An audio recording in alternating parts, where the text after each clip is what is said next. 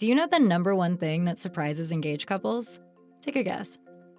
The sheer amount of decisions they have to make while planning a wedding. Indoors or outdoors? How many guests? Are kids invited? Controversial. Which cake flavor? Seriously, how do you even begin to figure out what's right for you? That's where Zola comes in. Zola has everything you need to make every wedding decision a piece of cake, from choosing your dream wedding venue and vendors to deciding how to best spend your budget. With tons of customizable wedding websites, save the dates and invites, every detail will feel like you. Zola will even help you choose the gifts, experiences, and cash funds you really want.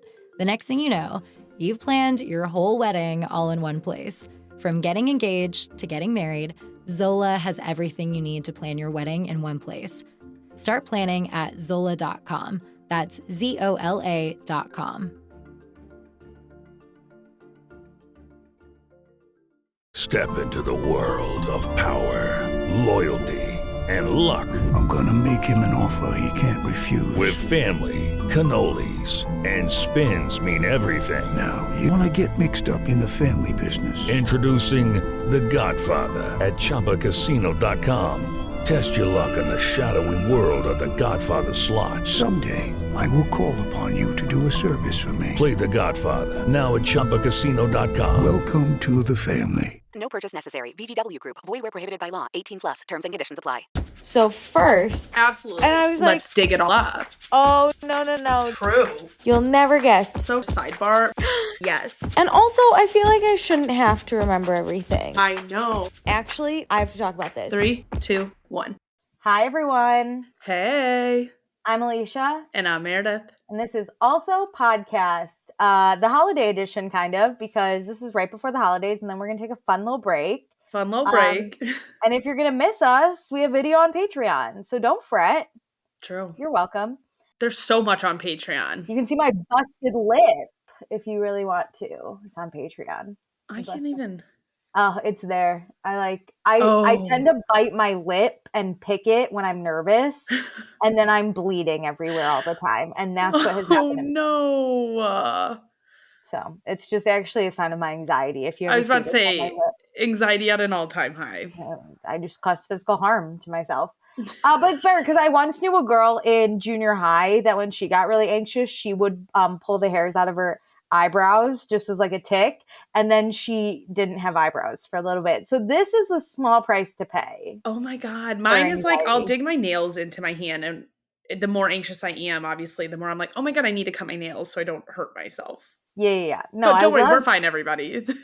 Am I a danger to myself? Maybe, but not to others. Not like that severely. Like, don't check me in. No, but like, if the world gets that bad and I like don't want to live here anymore, you could check me in. I'll forget. Well, just haul me over to Europe and check me in over there, please. Beggars can't be choosers, though. If it gets that bad, check me in. 3 meals a day and shelter, check me in.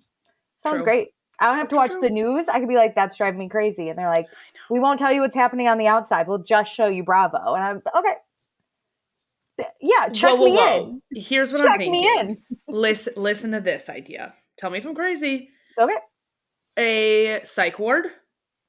Okay. But / basically a retirement home, but for like, 30 plus. Bravo land. Like Barbie version, but Bravo. Yeah, I love we are so crazy. We start acting out scenes from our favorite Bravo shows. We sometimes learn to speak like certain Bravo celebrities with accents. Can you imagine people who just like take on the personalities of Bravo celebs? I mean, I am sold. We could each, as a fun activity, we could each be assigned a new housewife every month to emulate. Cosplay? Yeah. And we could do costumes. Yeah, Takes that like Watch What Happens Live Playhouse to a new level. Yeah, we constantly have to act things out. Bravo can record this for like entertainment and dissemination purposes. It would also be kind of fun because like if you and I were not beefing, but the minute we are dressed up as housewives that are beefing, we are fighting. Oh, I would fully take on. I would almost say we should get housewives that have physically fought so we could extra. That's like an extra fun perk. We can actually but we can only go as far in harm as like the housewives have. Yeah, maybe not that far even. There's been some rough When moments. has a housewife Well, Oh my God, Jennifer Aiden loves to throw plates and oh, glass. I would never want to be Jennifer Aiden. I would lock myself in my room. Okay, cross that off the list Cross that her. Anyway, Alicia's fun willing to take idea. on. But before we get into all of our other fun ideas, go to our description for this episode. You're going to see we have an Instagram, a TikTok, a YouTube, a Patreon. Do all of that. And also be sure to rate, review, and subscribe us. Yeah. To us. Doesn't A little matter. Christmas However you present want to for speak us. English. Yeah, do it. I'm actually debating taking all my family members' phones at Christmas and just writing us reviews. We said we were going to do that at Thanksgiving, and I forgot. I forgot. I got too drunk, but I'm hoping. I have more time now at Christmas to remember. Maybe I'll wear this not aspiring to be humble sweatshirt you bought me to Christmas. So then when people go, what's that mean? I then tell them that my podcast co-host got it for me. And I go, oh, wait, give me your phone. There it is. There Give it me your is. phone. My mom didn't know what this was. So that's why I was like, let me explain it to you. Because fuck children. No, you can enjoy your children. I just don't want to enjoy your children. Fuck them. Yes. That's the energy I'm at. Yeah, they're not mine. Anyway, should we start with small celebrations? Yes, but you go first this time. Damn it. I don't have one. No. Okay, yesterday I was really mad because I got out of work kind of late. I had to log off a little later. Mm-hmm. And then I was driving to Chicago to go meet up with my friend for dinner. And I was in traffic and I was like, honestly, I'm going to kill someone. I hate this traffic. The traffic is horrendous from where I live to downtown Chicago. Especially now. It's just like crazy downtown right now. The whole time I was chanting, I love New York and public transportation. I love New York and public transportation. I love New York and public transportation. Fuck driving into this city. But I parked and I was like, we got to change the attitude because the whole time I was pissed. And then I get there and I was a little kind of like, I mean, I fucking want to be here right now. Yeah. But then we had a great night. It was really fun. We watched a lot of Disney Channel original movies because that's kind of our thing. Which ones? Okay. You have to hear us from the beginning. So It's my friend Allie that you've met. Yes. Allie's a big musical nerd. She was in musicals growing up. She loves a musical. I love a musical, but I'm not a nerd about it because I never was in a musical, and that will stay clean on my conscience forever. I'm not sorry about that. When people are like, you do musicals, fuck you. Absolutely not. That will stay clean on my conscience. I'm not joking. Not that I don't think you're funny every day, but sometimes your moments just hit me so differently, and that was one. I'm dead serious. Fuck musical people. Anyway, so we, growing up, obviously, succumbed to the hype that was High School Musical. Absolutely. We were obsessed. And every so often, Allie and I, in our adult life in Chicago, would watch it. Mm-hmm. Pre-pandemic even. All the time. We were watching. We were like, should we just put on High School Musical? And yeah, we know all the dances. We've seen all of them multiple times. We were the right age for it, too. Could quote everything. I even, in COVID, was debating writing fanfic for High School Musical. Okay. Because I think Chad and Ryan, they're in love. They're gay. When they switch clothes, you're not going to tell me they didn't hook up in the bathroom. Disney could not handle that in 2005. I actually told her husband, I was like, in High School Musical, there was a guy-on-guy hookup. They gave each other blowjobs. And he was like, wait, really? And I was like, yes. Not really. They changed. You starting this rumor, this is how the Mandela effect happens. They wore each other's clothes. And I was like, something's fishy. Anyway.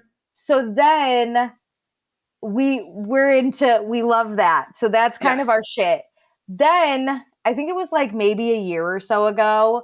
I was at her house late and I was sleeping over and her husband wasn't home. So we were just having a day and she was like, what should we watch? And we didn't know what to watch. And we were like, High School Musical. But I was like, we always watch High School Musical. Mm-hmm. So she's like, what if we watched other musical movies on Disney Channel? So because we've also seen Camp Rock, but I've never seen the second one. So it was like, do we watch that? And we were figuring it out. Is The Descendants Disney? Yes. Okay. So we ended up watching. That's past our age, but. We watched this movie called Zombies.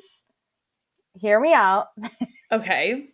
It was terrible, but it was so funny and good because we're laughing. We see a dance move and we're like, that was dumb. And we're like making fun of it But that's while why I love laughing. DComs. But like zombies, if you think about it, the theme of zombies is racism, which was extra funny because the normal people look down upon the zombies. I know exactly what movie you're talking about. My nieces and nephews watch this. Yeah, it slaps. So there's 3 of them. So did we watch all 3? Yeah, we did. And then we created a playlist of only DCOM songs that we're obsessed with. So we have to add every time we watch a new movie. So we watched all 3 zombies, and then we watched 2 of the Descendant. Every time we're together, this is like what we do. We've watched 2 Descendants. So last night we finally watched the 3rd Descendant, and we ended it, and I had seen it, but Allie was like, honestly, it was terrible. It was so good though. Oh my God. And then she was like, we have to watch Teen Beach movies. So we did. Yes. And that fucking slapped. You're not going to tell me DCOM musicals aren't good. And the 4th zombie movie is currently in editing. So. Oh, I'm glad you guys looked it up. we saw there was one of the guys, the main guy, his name is Milo something, Mannheim or something like that. I don't know. But Allie kept being like, he's so cute. And I was like, I think he's underage. You have to stop. She also did this during High School Musical, the series, where Joshua Bassett, and she was like, he's so hot. And I was like, Allie, I think he's 17. This is what I don't like about becoming older. It was so funny. It's but creepy. Look at Milo. He's of age. He's like 22 now, whatever. Isn't that kind of weirder? You're like, you're 22 and you're in a DCOM about zombies? He was 16, I think, in the DCOM. In the original one. In the original, but then he grew up, and now we can ogle him, I guess, legally. Anyway, it still feels weird. But we followed him on Instagram, and then, like, I kid you not, a week after we watched Zombies, it was like he posted something like zombie going to make Zombies 4 in Australia. And we were like, Australia? Not Australia. Yeah, so they shipped all these kids down there. Kids. They're all in their 20s. That's still a kid to us. Never has a DCOM series done 4 musical movies. It's clearly a hit. If like my nieces and nephews are active Disney watchers, and I have unfortunately watched some of this. It's so funny. There's one song we always make fun of where they basically talk about nothing, but they jump on trampolines and they like jump on their back. Trampoline park? Yeah. It's kind of like that, but it's in Zombieland. Oh yeah, obviously. The song is like, oh man, I'm the man in the zombie land. And then jumping on the zombie land. It's so weird. We watched it and I just go, my back hurts watching this. But now it's like our favorite song. I can't. For which now we also make her husband watch us dance to these songs. Oh, it's a time. It's a time. We're like, hey, mom, watch. And we do the dance because we learn it. I sound like such a loser. We're drunk. I want to be so clear. We were drunk off so much rosé last night. I love this, and I'm actually more annoyed that I don't have somebody in my life to do this with. Do you want to come over? Yeah, constantly. Our next movie is going to be Teen Beach Movie 2. And then I'm thinking we have to go back and do Camp Rock 2 because I've never seen it. Okay. And then I don't know what else is on DisneyChannel.com. It's not DisneyChannel.com anymore. It's just Disney Plus. Oh, you're right. Sorry. They're actually canceling the Disney Channel. What does that mean? That won't be a channel on cable anymore. Because everything's on Disney Plus. It's only streaming now. Yeah. They're going to get rid of the Disney Channel. So I guess every movie when you they said put canceling, I just thought like moms were attacking the beautiful things what is Disney there to complain produces. about? Come on, everybody has something to complain about. True. If it's extra funny too, because High School Musical is literally a movie about not getting the musical part you want, but also like, do I pick basketball or my guitar? It was so funny because Zombies is literally at its root about racism. That's literally insane. Descendants is about low-income housing and separating the rich from the poor. Whereas Teen Beach Movie is they get stuck in a musical. Like, it's so funny how our movies had zero lessons. Like Camp Rock's about going to a camp and singing. And now we're watching these as adults. And I know I've seen all these movies as adults. There's no background or like extra lesson in most of them. No, that's so true, because even like Hannah Montana, which was like an in-theater movie, that's just a girl like who got in trouble and like is shipped off to her parents' house. Like love who you are, rip off the wig. Yeah, and now zombies, it's like, we need to love each other no matter what the skin tone. We could be human or zombie green. And I was like, no, when did this come out? Well, to be honest, I get it, because every other story has been told by Disney. All the stupid stories are told. So you end up looking at your, like, around and seeing, like, what's going on in your world, and you make movies about that. You know what? You're right. I think it's funny how our generation's DComs were about nothing. Correct. And now they have to teach that's 100% true. Motocross was about a girl competing in a guy sport. You're right. And honestly, Teen Beach Movie, she was a feminist for most of the movie. And then she was like, actually, I'm in love with Ross Lynch. Actually, like, no, I'm ditching that. No, you're not. It was so funny. You should watch with us. We never stop talking during them either. Oh my God. Like we see it like a man and I'm like, well, he's gay. And Allie's like looks him up and she's like, he is gay in real life. And I was like, I knew it. You're like 100% on my gay Why meter. is this girl falling for this gay man? Like, I didn't write the movie, but clearly. Anyway, that's my small celebration. That is something worth celebrating. 15 minutes later, that's my small celebration. What's yours? Oh my gosh. You have a full monologue about yours? I don't even know. I don't think I have one this week. No, there's always something to celebrate. That's not true. You got to not have one like 2 weeks ago. I had the sweatshirt. Oh, I didn't write that on our Instagram story. I thought you not having one was even funnier. Was wearing my beautiful sweatshirt. Okay, let me ask you some questions. We can come up with a small celebration. Did anything make you laugh today? This is great content for a podcast. I know. Well, I mean, it's just like dumb work stuff where I'm like going crazy. This is why I need to be checked into my mental health facility brought to me by Bravo. When you were out with your friends, did you find any topics interesting? Last weekend? Yeah. I actually no, because I didn't want to be there, low key. Here's my small celebration, I guess, is last weekend I did a Christmas cocktail party, and I'm like making friends, like better friends with a new group of people that I just absolutely adore, and they are on our wavelength of like reality TV. And there's one girl who, she was like, Jill, if you're listening to this, listens to our podcast a little bit. I actually shamed her for not listening to the most recent one. Name? Her name's Jill, and Jill. I was like, it was like on a Saturday. I was like, you didn't listen to our most recent episode. Clearly you're not a dedicated fan. But we were chatting about all the viral TikToks that we talked about on the episode. And I love when I can come and bring new information to the people. And so like, it was just such an iconic moment sharing those. I love talking social media stuff with people. Jill, how are ya?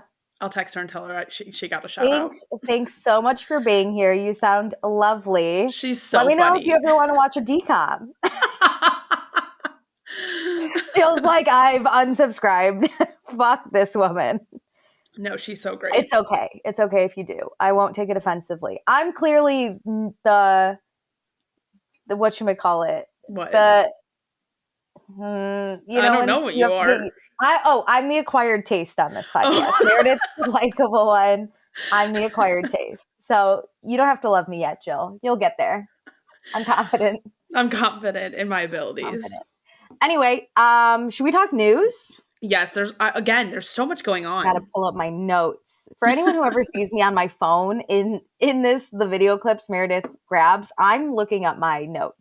No, we keep very detailed notes, might I say. Because I'll forget. To the point where I have to delete things to talk about because I'm like, I have too much.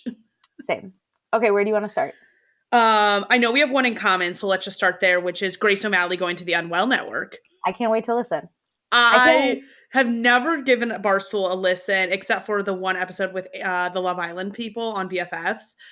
I will happily listen to Grace O'Malley every single week. Is Alex Cooper on Barstool? No, Alex Cooper started at Barstool with, Yeah. she had a co-host there, and then You're not giving her a listen.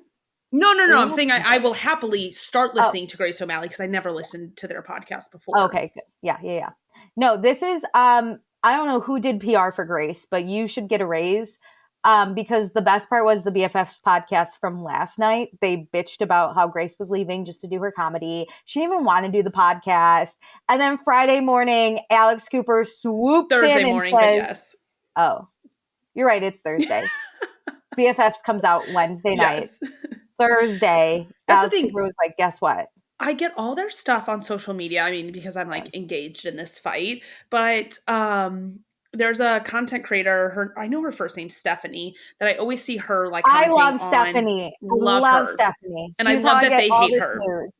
Yes. I will never give Dave Portnoy one lick of my TikTok algorithm, but I'll give Stephanie all of it. But she was saying that like last week they said that they were going to stop talking about this and this was over, and here they come again like bitching about all this stuff and that other people keep talking about it. But Yep. why are like your whole podcast, the BFS podcast, is about gossip, let's just say.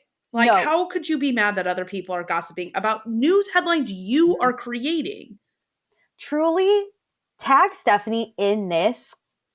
She makes me want to scream because I'm like, yes, Stephanie, that's what I fucking thought. But she actually puts it into cohesive words that I Yes. just can't seem to do because I'm just like, oh, fuck these people. No, I only get my news about this Barstool feud from Stephanie. She's a genius about it.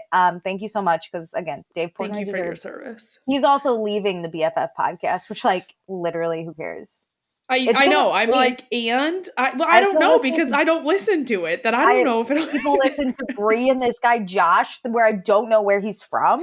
He's like a TikTok. He was part of, I think, the Hype House or one of those houses at the height of the pandemic. That's how we got famous? Yeah, he does not work for Barstool. He is like a contractor. He only does this podcast with them. Oh my God, someone shoot me. I cannot. He's actually like a legit person. Like he does not really comment on this, like even the Grace and like Brie stuff. He like weirdly enough is just like, what the fuck are we doing here? The only other thing I've seen from this dude Josh is he argued with this clown called Bryce Hall, I think. Yeah. Some weirdo influencer, maybe a part of a hype house as well, turned absolute psycho Republican, and Bryce started talking to Josh about politics, and Josh was like, I'm Canadian, and I couldn't stop laughing. I think Josh during the pandemic had said that he got presented a deal to basically be an influencer for a candidate, I'll say, and we all know who. And he declined. He was like, this is weird. He's Canadian. Why would well, that too, but also I think even if he wasn't, he'd be like, no, that is just you're alienating a bunch of other people. Well, I can't imagine wanting to like influence people's vote like that. It's just weird. And so in a dance, you're like, do this dance. No. They wanted him to come to events. And so like Bryce Hall ended up going to an event, and Josh was like, oh, so we can see who took the money. You know what? Josh kind of slaps, actually. I like him. I don't mind him.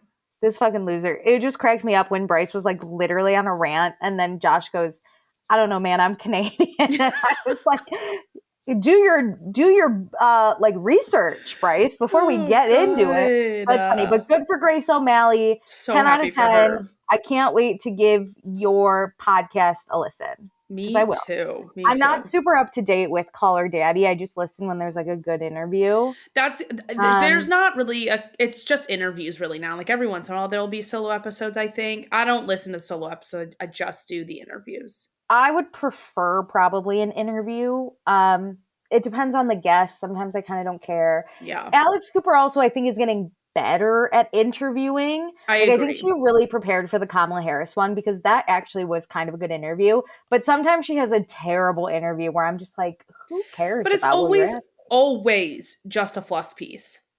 Yeah. It's just little gossip girl chat bullshit. Yeah. It's like she's never going to ask hard-hitting questions, but also that's not her brand. So I need to know what to go. She only did with like Kamala Harris, really, and even that was kind of fluffy. Yeah. But like, if she's going to interview Paris and Nicole, yeah, what hard hitting questions are we getting into? I know, but she knew nothing about them. That's the other thing. Is like, how do you not? I guess Whatever. it makes it approachable for people who have never heard or never engaged with some of these people. Like, if that's what her Starting from audience scratch. is, Yeah. then like I guess she's doing it right. But for somebody who does know who Paris and Nicole are, I'm like, all right, why are we like acting shocked about this information? Yeah, I feel like hypothetically, if we ever are like, we're going to do an interview podcast, we would be like research, hard hitting We did. questions. Our press interview Our is already press out. interview, Meredith did so much like research into that. We really wanted to get into like the casting of Bravo and talk about the Yeah. hard hitting things. Like, we didn't care. You're right. We did it and we will continue to do it. I would never have Preston on and be like, so what do you do? That's exactly. crazy. Like, I researched him. I listened to other interviews he had done, so I didn't ask him the same 100 questions Yeah. people could already find the answers to. Obviously, there's ones you're going to like want updates on, Yeah. But yeah, obviously I you don't could know. do that with Paris. She lived a crazy life. She's an advocate Oh my for, God. she went against that whole school. She's an advocate for Dude. treating kids right Yes, in the because industry I and just at school. timelined her on TikTok too, and Mhm. literally the way it worked out in my 3 parts, it worked out so perfectly of like her growing up and like Yeah. her history with abuse in the institutional systems, and then her in like her early 2000s like reality career into now I feel like people don't really know unless you watched Paris in Love, which I love that reality show. I don't know if she's doing a season 3 or not, but I was so shocked that she is not just a dumb blonde, to be honest, because I No. didn't keep up with her from like, let's say 2010 to now. There's no way. The same way Kathy Hilton is not just this dumb bitch on Beverly Hills. Kathy Hilton's a mastermind. Yes. They lean 100%. into that also when like when they're a little uncomfortable, they lean into this persona too because it's comfortable to act works. as somebody else. And It like works for the brand. You're not really who you are. it makes sense. You can tell when Paris is uncomfortable because she does the like baby voice. Like she high-pitched calls it voice. that too. Yeah. Yeah. And I'm like always like, oh my God, like when you hear her settle into her real voice, I'm like, all right, this is the real her and she feels comfortable. Yeah. Yeah, 100%. Great. But shout out Alex Cooper for the grab. Shout out Grace O'Malley for leaving Barstool and doing something on your own. We love Amen. it. Okay, do another news bullet. Let's go over to Bravo World. Karen Huger and her DUI conviction. Yeah, the Grand Dame. Not just that, is all the videos being released. I can't stop watching any of them. I'm obsessed. It like hurts me because I love the Grand Dame so much. And like I hate most other people on this show. So like if she doesn't film. Alicia, I didn't know that was her 3rd DUI, and that's why she's in so much trouble. She's a mess. She's one of those older women that don't want to get old. So they like do a lot of things to make themselves feel young. Yeah. Which drinking and driving, I guess. Jeez. She also and I didn't know like she was in an accident too. So it wasn't just like she got pulled over. All those videos, I'm like, whoa, I knew she got a DUI or like charged with one. But seeing all the rest of this, because I don't watch Potomac, that I don't really keep up with her, I'm like, whoa, girly. Whoa. She's a mess, that woman. And I love her so much, but you can't drink and drive, baby. You got to pay the I love when bad things happen to rich people. No. I love it. I put that on a shirt for me. I love it so much. I'm so sorry, Miss Karen Huger. Time to pay the piper. I just couldn't imagine dealing with all this becoming so public. Like I would be so embarrassed. She's gonna spin it and be like, I didn't even know. I didn't even know they were recording. Like that's what she does. Ignore and on to the next. She's gonna come out with her chin held high, be like, I'm still better than you. And she's not. But that's how she's going to play it like it was no big deal. That's very Karen Yeah, but if she goes to prison, now we got our 3rd housewife in prison with Teresa being the first, Jen Shaw now, and Karen. I love when bad things happen to rich people. True. Anyway, speaking of other legal issues in the Bravo world, we got James Kennedy and his domestic violence arrest. Updates on that are, it looks like Allie has, I'm going to call it temporarily moved out. Yeah. Because, okay, when was Kathy Hilton's Christmas party? I think Early like December. I think it was a little over a week ago. This news didn't break It broke like a right day and a half. after. It broke like a day and a half after because they had Kathy Hilton's party, like whatever night it was. I'm gonna just for argument's sake, I'm gonna say last Wednesday, and then Allie had a Windsor sponsored event, and the news hadn't broke the next night because she was acting like everything was fine, and she was saying how much she supports James and his career. And the next morning after that event is when it broke, and And people then are she like, "That was just moved weird." out a day or so ago. Yeah, Right? because her parents came. So I'm curious. I do think fucking dump him. No way should he Oh put my his God, hands I on you. know. Number one. But I'm interested, like, was she trying to stick by it, keep it quiet, and then it wasn't, Yes. and then her parents showed up and were like, get in the car? I think what happened is at the next night at her event, she is trying to keep this under wraps, like not make waves. And I don't know what it's like to be in a domestic violence relationship. Like, I can't imagine the fear like she was probably facing of like if she said anything, like the retribution maybe. But when the news broke, I bet her family is then like, we are coming now. Like that we are done. Oh, Like I bet she did not tell her yeah, family. absolutely. My mom would grab me by the collar and Oh be my like, God. we're done. My dad would confiscate my phone, maybe hit the man. James would go down, no questions asked. My parents wouldn't even wait for an explanation. If they'd be like, you can wait for an explanation at our There house. is no explanation. Let's be Well, what so if it's fucking like, for real. oh, it was like whatever it might be. My parents will be like, we'll discuss it at our Later. house, We not are with getting him. her out and then we can talk later. Yeah. You can make all the excuses from our kitchen table, not from your house, not with that man. So yeah, no, fuck that. And then he releases a statement. Oh, I saw it and I screenshotted it. Do you want to read it? Yeah, I don't care. I'm committed to making meaningful changes in my life. I am taking time to focus on my sobriety, personal growth, and being present for my loved ones. Navigating challenging moments is not easy, but I am determined to learn, grow, and move forward with the incredible support system around me. James. Gross. He only like put that out when everybody found out, and then she moves out, and now he puts that out. I don't believe a word. I unfollowed him on Instagram too on my personal account. I'm so proud of you. We're done. Yes. You're not going to put your here's the thing. As much as I can love what James has been on my TV, I think he's been so hilarious. I never really doubted Kristen saying he's like abusive. Yeah. It's just hard when, not that it's hard when there's no proof because I believe women, but it was never like it was kind of brought to our attention. Am I making sense? It was purposely hidden. It was purposely hidden from us, so we didn't know what to do. Did I ever want to date James? No. I think he's terrible boyfriend. Terrible, terrible. As a TV character, kind of like a Jax Taylor, absolutely hilarious. Put him on some more.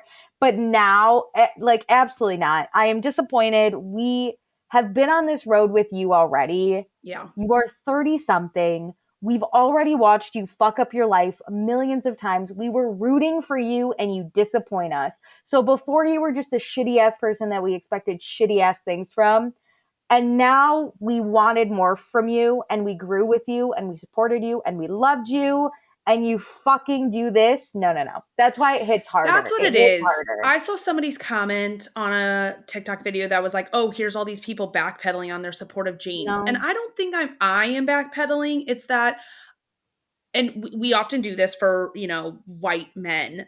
We talked about it kind of the opposite with Preston about how like the bar is so low for us, like white people on reality TV. And it's so true. This is a prime example is we see James get sober. We all give him the benefit of the doubt and we all, let's say, move forward. Changed. And, in my mind, like Kristen and James's relationship was very toxic on both sides. Not that it excuses or gives him a reason to like, and for any DV, but it was very toxic. And so when you see him move into a new relationship with Raquel, Bravo hid those instances from us. And then Raquel didn't really speak out about it either. So there's not really quote unquote much to believe because she wasn't speaking on it. I think. Yes. And But so then that becomes really like hard to digest because you're trying to rectify what you've been seeing for the last few years, especially when he gets sober. You're like, it will be different now. Well, also question. I know she came out about it after, but I don't remember if that was like post Sandoval or it was like a little bit of both. At that reunion where they announced their breakup, they kind of talked about how he, you know, screamed at her mom. angry. Her last straw was like the Yeah. Thanksgiving, and he was really aggressive. But I think from my memory, I think that's the only incident she told us about. Not that she needs to divulge her whole life, but it's hard to rectify with seeing years of him being propped up by Bravo. And really, this is the institutional problem of it. And like the systematic issues with a lot of this stuff is we let Bravo just feed us this, you know, bullshit and are okay with it. And we go along with the stories that are just being told and not digging deeper. And so I think his sobriety is a key inflection point for a lot of us of like, oh, it'll be better now. Yeah. And it He's wasn't. working on it. He wants to be better. And then he Yeah. drinks and he fucks up like this. And we can't support you. Also, it's like 2025. Do you think any men on Bravo are beloved at this point? No, we hate them all. But I wish Bravo would like also write that story. Like it's kind of getting annoying. Absolutely. I mean, season 11 of Vanderpump Rules was like a Sandoval apology tour. And none of us fucking wanted it. I hope they learn their lesson. Schwartz apology tour. Like we always fucking get that narrative. But I think now, specifically like the women of Bravo, we're seeing through the bullshit. So they need to do something about it. The other cast members are more willing to speak up because they've seen the support some other casts have gotten and other women have gotten with their terrible instances with some men on Bravo, and like what that, like if that feeds them or like gives them confidence that the audience will support them. Like we know Kyle Cook is like a terrible person. He's just not as terrible as some of the other people in the Bravo universe. He doesn't put his hands on Amanda, but he belittles her and he makes fun of her and he doesn't think she's as important as his and feelings. Like Paige has always stood up for that year over year, but I wonder if her mind is shifting that like she is more confident doing it more than once in a season, knowing that like people are behind her. But the other thing is hard, right? Because at the end of the day, Paige and Kyle are still friends. She'll always have Amanda's back, but it's like, we're trying to sit here and be like, no, but he's shitty. And she's like, no, he's really shitty. But she still hangs out with him all. You know, like it's still hard. It's the same thing kind of with Carl, right? Like the whole Summer House backs Carl. And we watched Lindsay get like weird, not abused by this man, but almost just like put down, mistreated, put down. There's a variation of just like somebody not being treated. Should be different. Yes, and that's a different kind of thing that we were again like, I don't know, baby. Like, and the whole house is like, no, Lindsay's crazy. And we're like, okay, but what we're being shown is not so it's hard to like figure out what's the truth and what's not. Yeah. And unfortunately, the truth is James is a terrible person that has not grown, has not learned. And the fact that he could do this to the woman that he was so in love with, so obsessed with, he needs to figure it out. He should not be in a relationship for a long time. He needs to learn how to love himself and love others. But even then, it's not good enough at this point. Like, I agree. You should never put your hands on someone like that. I also want the internet to stop harping on Allie. Like, you need to give her space and time because people are being so mean to her about like before she moved out, like, how dare you stay with him? And it's like, that's not the way to get her to safety. No. You don't blame the woman. I say this as I'm going to talk about my book, and this is really on brand with my book. However, Allie and James do not have children at stake. Yeah. It is just Allie's decision she made the decision to stick by James. She was probably trying to figure her shit out. And luckily her family showed up and said, absolutely fucking not. Yeah. Try again.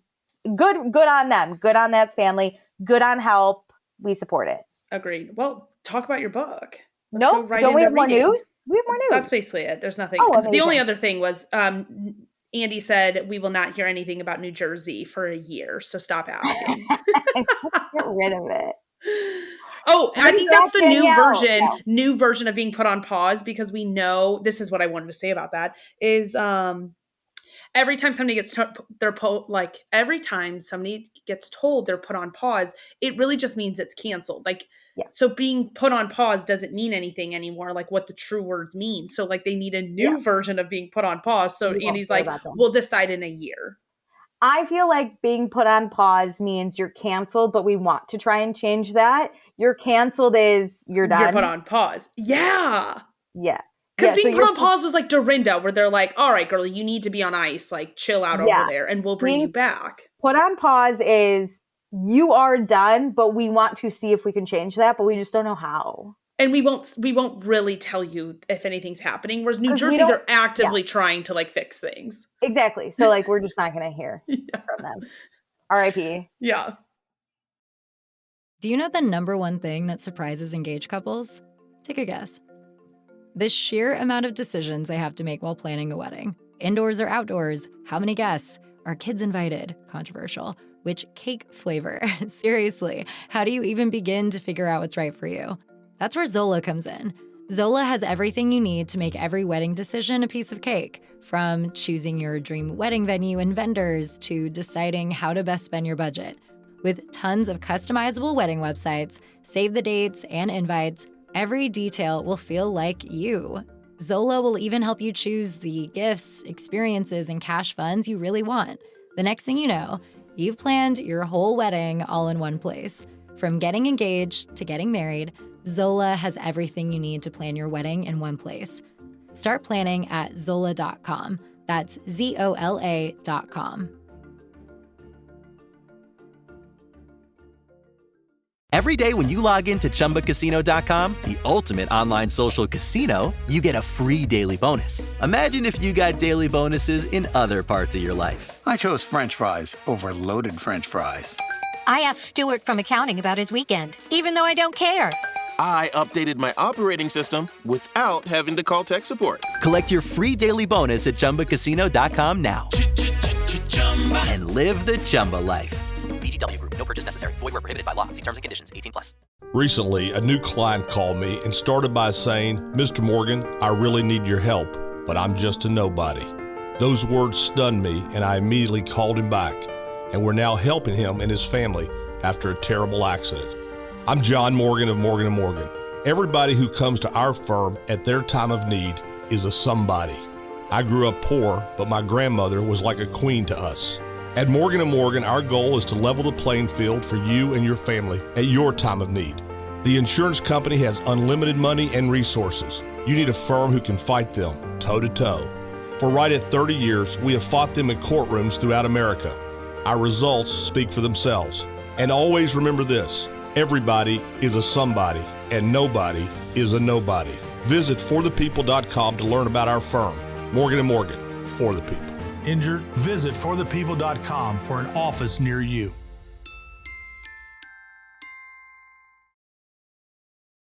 Okay, want to hear about what I'm reading? Absolutely. Okay. I have to preface with, I wasn't going to pick this book up. I've heard about this book. Everyone loves this book. I was like, I don't know. I don't know if it's for me. I was looking for an easy read. Okay. I'm home for the holidays. This book has a 4.44 on Goodreads. 4.4 out of 5. I can see the context clues coming, and I'm a bit worried. And then I follow a lot of book talkers on TikTok. Yeah. One of them was reading this book, and I was like, ugh, everyone's reading this book. And then she said, and we have somewhat similar taste in books. She said, no joking, not being dramatic, this is my favorite book of all time. And I went, wait, what?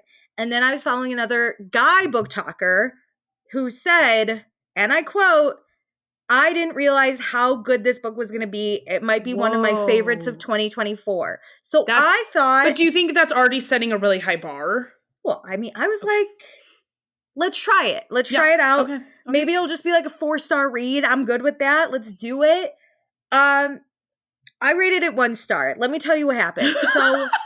And I'm going to fully spoil this book. What a 180.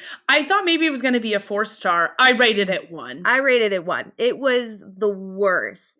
But weirdly, I'll get into it. Okay. So what's it's called? It's called Binding 13. It's a rugby book. Oh, very Alona Mar. Is that her last name? Alona Meyer. Meyer. Damn it. I always forget how to pronounce people's last names. At least you did Alona, right? Because people get that one. That I got down lock. But yeah, it's a rugby book. But then I opened it and I was like, oh, they're in high school. For some reason, I was like, maybe it's college. No, it's high school. So then I wasn't going to read it. But then I was like, you know what? I'm going to cancel my Kindle Unlimited in the new year because I have so many books at home.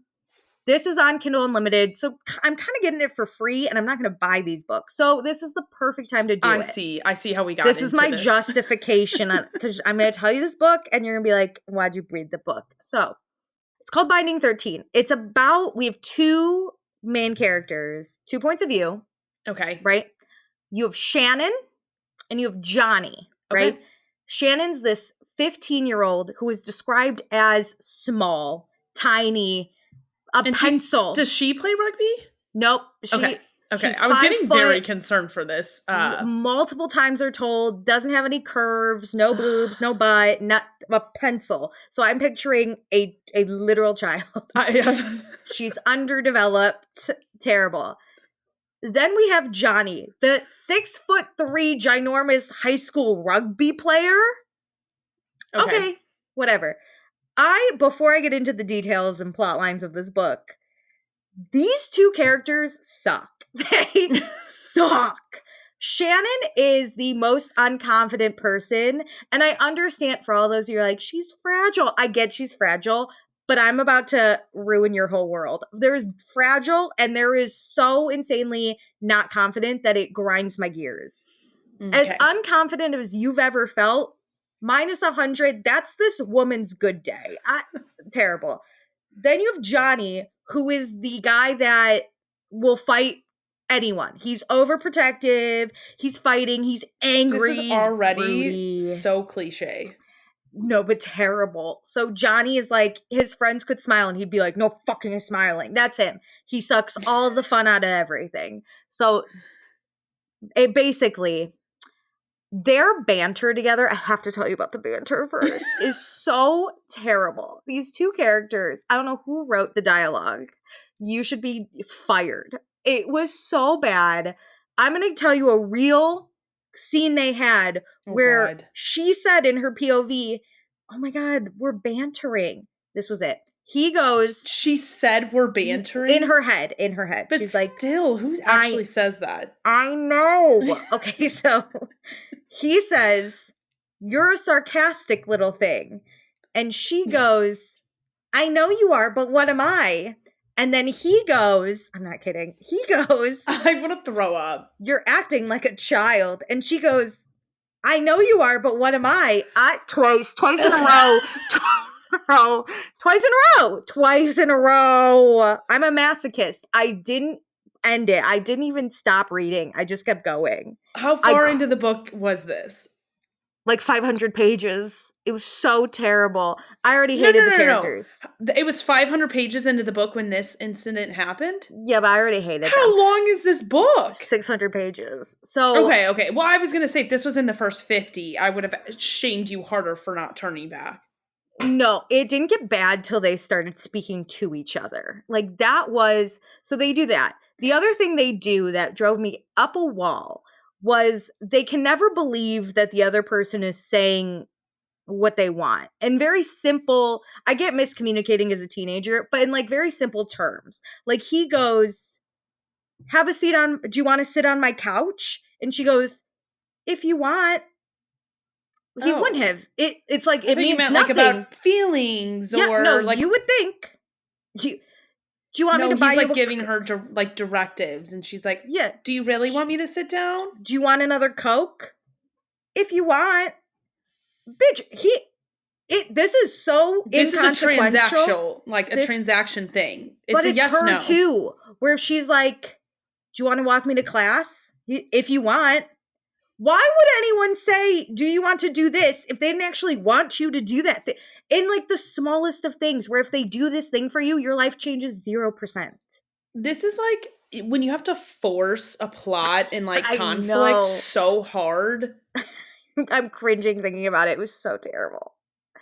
And then the third thing they do that drives me nuts is they could be leaving each other in the school hallway to go to their respective classes. Yeah. And they always have to have the longest, most awkward goodbye where they stare at each other. You say goodbye to go to a class. It's like text. It's like saying goodbye if you're going to text someone. They always go, bye, Johnny. No. Bye, Shannon. And I picture as like their friends being like, can we go? Like, it was so terrible. I'm going to start texting you goodbye.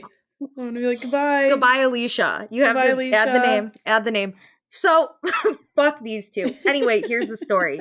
So Shannon, she lives a crappy little life. Her dad's an abusive alcoholic. Yes. Her mom is a shell of a person. Of course. She has her oldest brother left at 18, never to be looked back again. So that caused her other older brother and her to get the beatings from her dad. Of course. And then she has younger siblings she's trying to protect. But really her that middle brother, the second oldest, he's getting hit left and right center. He's the only character I love and support, which is why I will continue in the series for this kid.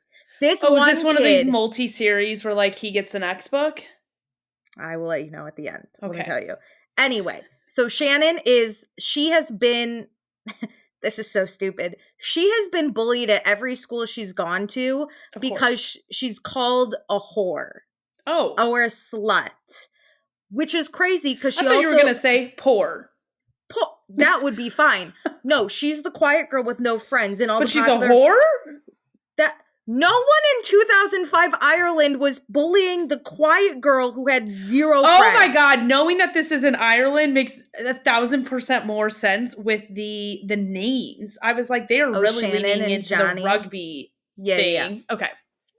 No one's bullying the quiet girl. I mean, they are, but not for being a whore. Shannon is getting physically beat. And I was like, for being a whore? By other classmates? By girls. I was like, that is the most unbelievable thing. Maybe like if someone's boyfriend started saying Shannon's cute, okay, verbally bullying maybe. But no, Shannon's like, I don't even look left or right. This is so aggressive.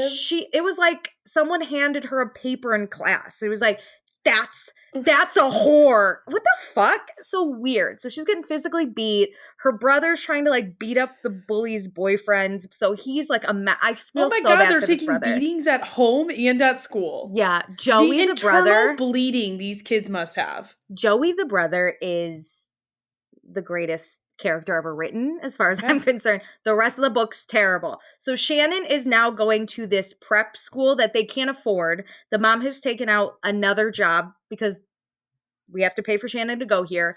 But the dad spends all the extra money. So there's very little happening. So Shannon goes to this school and she makes friends, or she already has friends there that she knows because, she had rich friends. Is this a new school? Like she's done with the kids calling her a whore? It's a new school that she's never been to before.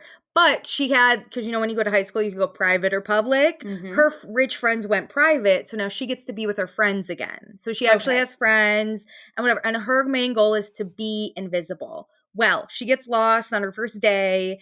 And you know what happens is she cuts across that rugby pitch. And Johnny, in a fit of rage, because this man could not control his anger, he kicks the rugby ball. And because Shannon is just in general, but he didn't notice Shannon walking by because she's not supposed to be there. Well, she's so tiny. She's so thin. She's so tiny. She goes sideways. You can't even see her. So when she gets hit in the head with that rugby ball, she gets murdered, basically. There's no recovery for this woman. Lights are not even on. Nobody is home. Johnny basically beats the shit out of her with this ball. One kick and this ball smacks Shannon to the ground. And Johnny's like, oh my God, fuck. Because Johnny's so good, he's going to go pro. So he needs no problems at school. So he's like, I just killed her. Oh no. Which also shows you how different these two point of views are. He's like, I'm going pro. And she's like, I'm being beat at home. So it's extra hilarious. Yeah. So he runs over and Shannon is delusional, concussed immediately. Her skirt falls off because when she fell, it ripped. I know, wild. What? So Johnny has to they are clothe trying her. So hard for this conflict and it's doing too much. I know. So Johnny walks her to the office. And the whole time Shannon concussed is like, oh my God, I'm going to be in trouble. I'm going to get beat. Everyone's going to know who I am. But she's speaking out her ass. And Johnny's like, can you just shut up so I can get you to the So I can office? not get in trouble for murdering you? But yeah, he immediately, of course, is like, I'm in love with this girl. She has beautiful blue eyes. Jesus and Christ. She's not like other girls. That's what he keeps saying. Yeah. She's not like other girls. Absolutely. Okay, so Johnny's worried he killed this girl, though. He's like, fuck. And so he's on high alert, but he tells everyone at school, too, because he's cool. He's like, no one make a comment about this girl. No one talk about how her skirt fell off. No one make fun of her. If you do, I'll beat you to a pulp. And everyone's like, yeah, because you're 6'3" in high school. We're not fucking with you. So he's, professional rugby player. Great. Shannon comes back to school. Her and Johnny don't speak. They just like stare at each other longingly the entire book. Jesus. Eventually they do speak because Shannon finds herself in like bad situations. Like she has to take the bus. So once she missed it, and then Johnny was like, hey, can I give you a ride home? And they are so awkward. Is this one of those times where she was like, I don't think he actually wants to? Yeah. Do you want me to take you home? Really? Are you sure? Yeah, I'll just try. Yeah? Are you sure? Okay. Get in the car, Shannon. The other thing we have to note about Johnny is he's injured, but he's not telling anyone because he doesn't want to put his rugby career on hold. Absolutely. It's his abductors, which leads to his groin. So his penis isn't working, so he can't jerk off. When you said abductors, I was like, somebody abducted him? The 6'3", easily abducted. No, his I'm hip. sorry, I'm just used to everything like traumatic happening for no reason. Okay. So he's injured and he can't jerk off. Yeah, so he's extra testosterone. He is a 17-year-old, right? But he's fallen for Shannon. And then let me give you a rundown till the end. So basically, if you cut out 450 pages, this is what this would be. These two dance around each other. Shannon can't believe she would be loved because she's so unloved at home, which like makes sense, but she's so unconfident. But they're leaning into it too hard. Oh, for 450 pages. Johnny... He has to hide this injury, but Shannon knows about it, and he's like, oh, if she gossips, I'm done for. But she doesn't because she's not like other girls. They awkwardly find themselves in situations where they have to hang out. They eventually have the same friend group. It's the weirdest, like, slow burn in the world. God. They give each other rides home, like, whatever. Johnny does notice a few bruises on Shannon, though, but she won't tell him what happened. He thinks she's getting beat the fuck up at school. And she's like, no, don't worry about it. No, don't worry. But you don't have to beat up other kids. You just have to beat up my dad. Well, they call him a bulldozer. And I was like, he is. Because Shannon literally goes, I don't want to talk about it. And he's like, you better fucking tell me, Shannon, before I rip. Oh, that's not healthy. He's literally the Hulk. His friend once said like, oh, Shannon's cute. And he's like, put your eyes back in your sockets. I'm going to kill you. Like, calm the fuck down, dude. Everything's so life or death. So whatever. They have this so they've been setting up the book as Shannon's dad beats the shit out of her and she thinks she's going to die one day. And Johnny has this painful thing happening that he's not taking care of with his groin. So what do you think the ending's going to be? Oh, Johnny plays a rugby match and he gets injured on his groin and it puts his rugby career in jeopardy. Duh. And now people actually know about it.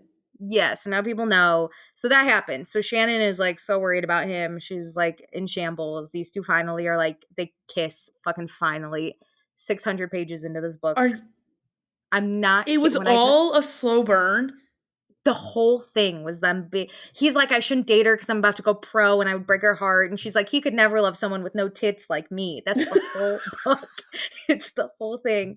I didn't even tell you about Johnny's ex, who like is the most normal in this book. I'm dying. Because she's like, how could you dump her or dump me for this fucking child? I was like, yeah, I get it. I think you're a bitch, but I get it. Anyway, so then to comfort him, Shannon straddles him and they're making out in the locker room where the coach then walks in on them, obviously. And Johnny has to go to surgery. Okay, goodbye. Surgery? Because his groin is so fucked up, dude. They're like, also, why would you straddle him and kiss him when his groin is like that would hurt him? Yep. Not All the I time. thought about. Not the time. Kiss him. a little bit, but back away because you don't want to get him too excited. You're only going to hurt him more. You could stand and kiss him. Like, him sitting is Yeah, still but the even same height kissing as him you. might arouse him, but like, so like keep it short. Yes, he cannot get a boner. He is in pain. So you sit on it. It's so wild. Anyway, so he goes into surgery, and the coach that caught them canoodling calls the parents, obviously, to be like, yo, I caught your kids fucking Fuck around that in coach. for real. But also, I get it. It's like policy probably. No way. Johnny, obviously, nothing happens to him. Shannon gets home and gets the shit beat out of her by her dad, which is so terrible. And I get it. And she is hanging on by a thread. Let me tell you, if this dad did this beating on me, I would have just let go. It went on for like a page and a half, this beating. And I was like, shit. And her younger brothers are watching, screaming because her older brother is at training, so he's not home. I feel and the younger brothers desensitized every time we say he beat the shit out of her. I know. It was the most disturbing part was then like the brother finally, the older brother getting home and then like beating the shit out of his dad or trying to. And the mom the whole time is just like, I obviously believe she's a battered woman, but there are kids involved. And at one point, the oldest son is like, Mom, you pick. It's either us or him because I will take these kids out of here. Like, we are not staying with this man. And she literally just sat by this dad. And I was like, no, fuck this mom. Oh my God. Everything. So yeah, so Shannon's dying. Her brother was also beaten, but is like kind of beating the dad. The mom, we don't know. Sitting there. Because the book ends with the older brother, Joey, going, it's us or them. So then I have to know what happens to Joey because I care so much about him. So I started the second book called You're in deep. Keeping 13. When I tell you, if it's a Shannon and Johnny scene, I just skim real quick. And then once I see Joey pop up, I go, okay, full attention's here. So, but I need you to read a synopsis so you can tell me if they ever finally hook up or if that has to happen 8 books later. So I started the second book called Keeping 13. It's already a little better because it's so dark and there's actually like real conflict, and the conflict isn't, does he want to drive me home? The conflict is she's on her last life. Joey is running to the hospital trying to fucking save her. Then the funny part is it switches to like a Johnny chapter and he's like, I'm so happy my balls work now. And I'm like, yo. But he doesn't know. He doesn't know, he has no right? idea. He keeps calling Joey the brother to be like, yo, where's your sister at? I have a bad feeling. Is he in they're both like basically about to be in the hospital, right? Different hospitals. They're in different Of course. A rich hospital, private versus poor. Yeah. So Johnny has this really bad feeling something's happening. And then he kind of puts it together of like, okay, she kept showing up with like bruises and I couldn't figure out what it was. And she said no one at school beat her. And she said she was scared of her dad once. And he's like, oh my fucking God. So he's freaking the fuck out. But then it adds a new kind of like interesting take of like this rich kid has never had a hard day in his life. So he's like, call the police.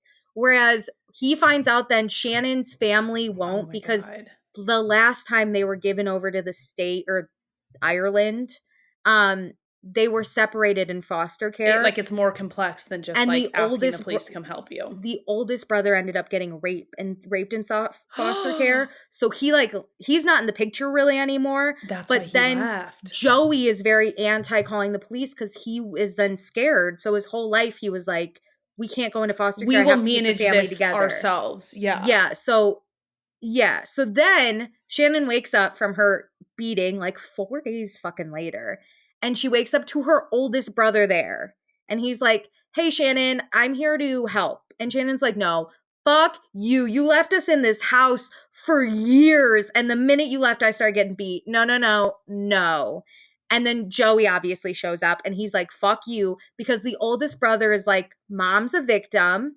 We have to go back and live with her and lie to the state and say that she's a good mom. It was just dad that was bad. So like, we need to do it for the younger kids. But Joey's 18, so it doesn't matter what the fuck Joey does. Like the dad will leave. Yeah, the dad's in hiding. They have no idea where the dad is. But yes, they're like pressing or like reporting it, I guess. I don't know how Ireland law works, to be honest. Let's just pretend it's like the US. They're reporting it, but Joey and Shannon's issue is like the mom will forgive. This has been happening for years. She'll let him come back into the house once the like state or like the government review. We can't chance this. We can't chance her taking this back. We don't trust her. We don't want to be with her. She's not our mom. Yeah. Whereas this older brother is like, actually, I've been keeping in touch with her for the past 6 years. I just didn't keep in touch with you guys.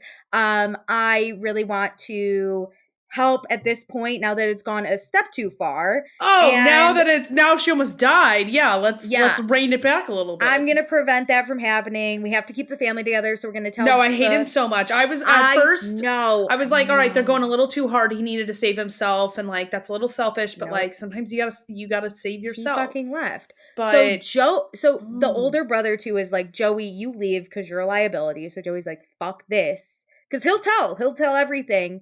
He's like, fuck this. So he disappears for a little bit. And then we find out Joey is like getting high to escape and like hard shit. No. Which I was like, this complex character is so interesting to me. Oh my God. So that's where I'm at right now. I feel like they're setting him up for he's going to overdose. I'm so scared. So my poor Joey is like really struggling. Shannon now is forced to live at home. They have a restraining order against Johnny because he figured it out and he called the police and he was like, I need wellness checks on this family. The father's beating the shit out of my girlfriend. There's no way she's going to her private school anymore.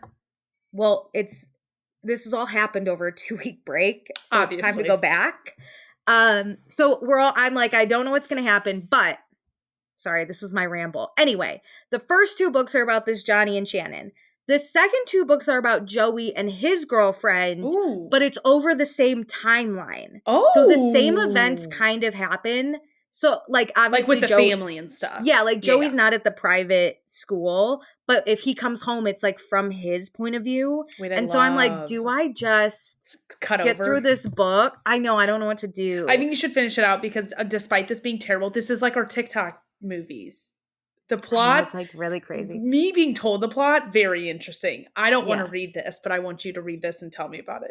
The second book is already immensely better than the first because it's so dark and like questionable. And like now Johnny's parents are like, you don't know what they're going through. And his dad's a lawyer. So he's like, you can't keep showing up at this house and like threatening to burn it down for your girlfriend. Like, also, Johnny's now 18 and Shannon's 16. So Shannon's mom is like, if he doesn't stay away, I'll report him for statutory rape, even though they're not hooking up. So that adds another like, at first, Johnny was very like, fuck you, Joey, for letting your sister be beat like this. I fucking hate you. And Joey was like, you don't know what it's like to be me.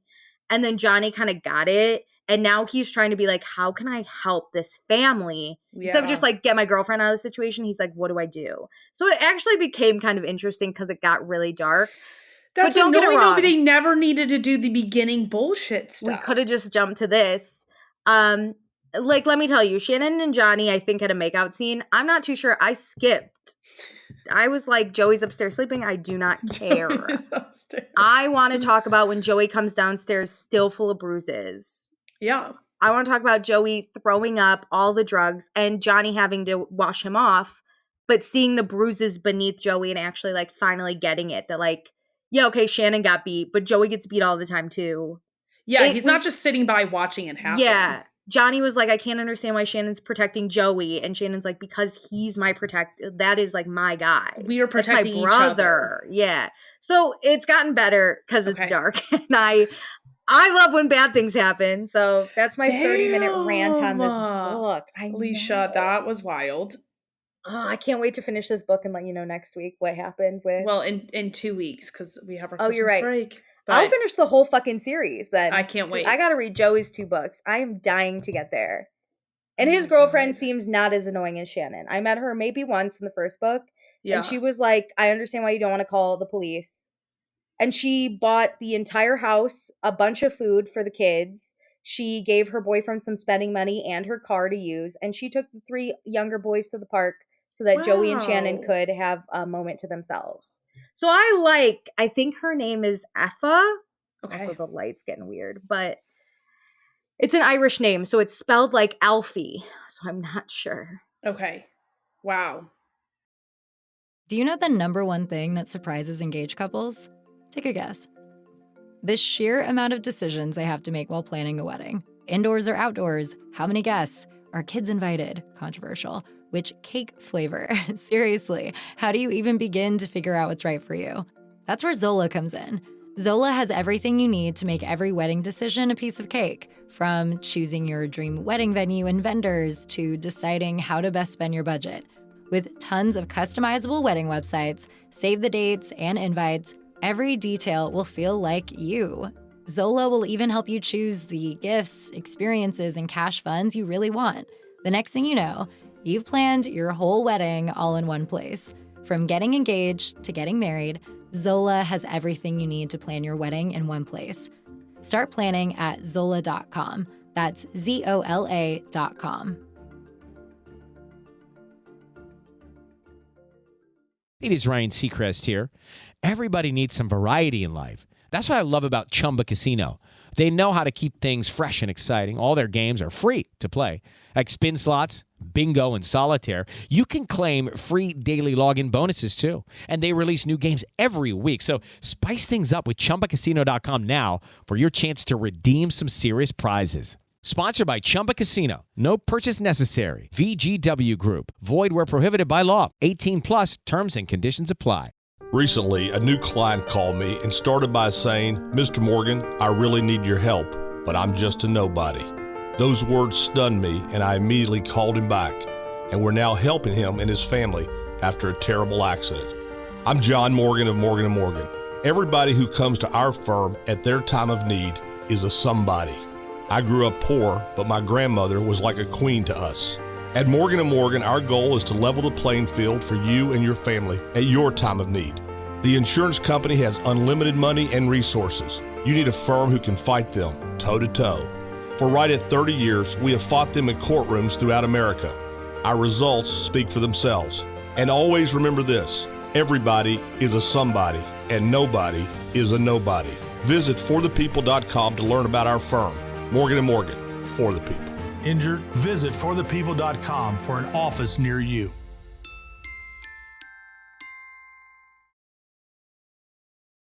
What are you watching? Because I have watched nothing, but I've just read we these are books. gonna lighten the mood here. Great. Here we go. I am in Real Housewives world, and have you watched Beverly Hills this week? Not the new. The last I watched was I did not watch the new one. But you could spoil it. It's not. Well, this is the only thing worth saying because it is so funny. Well, let me take a step back. Have you been watching Salt Lake City? Like, do you know who Brittany, the friend of, is?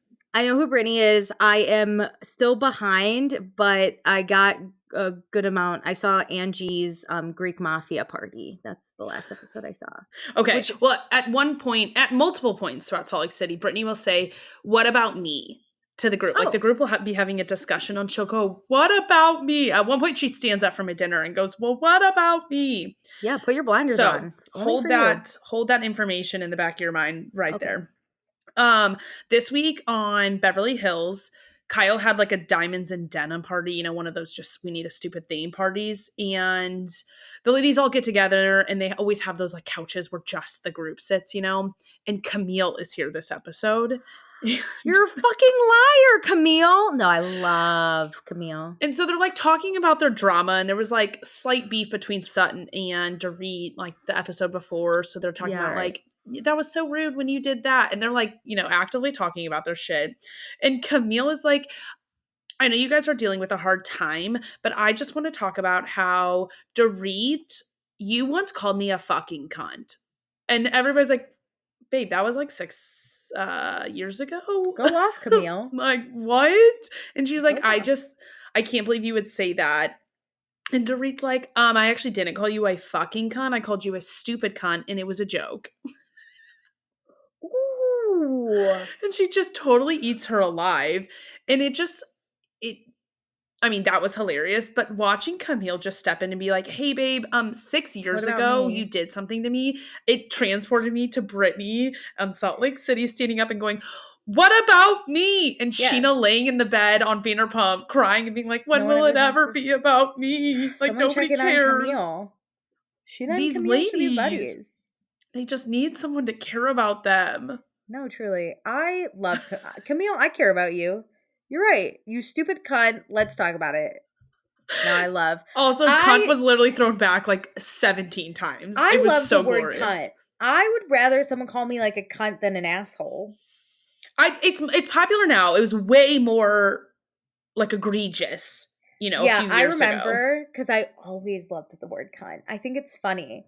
Also, yelling it at someone is funny. To be like, you're a cunt. Okay. Well, Bravo still sees it as like such a bad word that they bleep it out. And people are like, give us the Peacock uncensored version of this episode because it's said so many times. One of my favorite things is when people yell the word cunt because it's such an awkward word. They even bleeped out somebody saying, see you next Tuesday. Oh. Which is wild because on Vanderpump, like that's a night.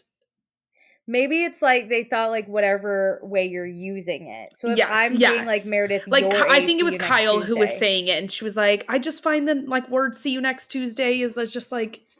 So it was like clearly being a replacement of the word. But if James is like, "That's the name of my show," yeah, huh? Can you imagine if they bleeped it out every time James is like, "I'm DJing at beep." Sir, it's bleep bleep bleep bleep. Jesus Christ.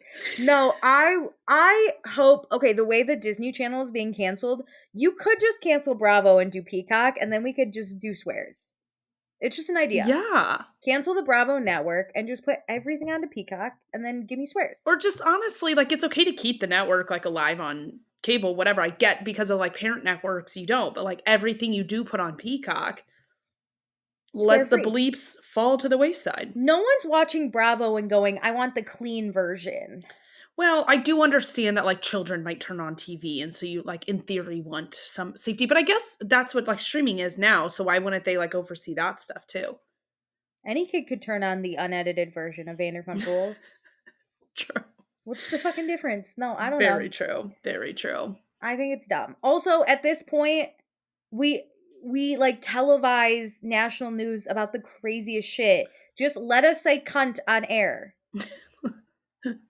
Let us have it. Every day I hear some depressing new news. There's guns everywhere. There's dead bodies. Everyone's that. Let me say cunt. Let me go on TV and be able to sit on Watch What Happens Live and go, Dorit called Camille a cunt. Especially Watch What Happens Live. It airs at like 10 p.m. They are so strict about swearing on Watch What Happens Live. They are. It actually pisses me off. Just swear. Just let it be. Especially the words like shit or something. Like shit, fuck. Give it to me.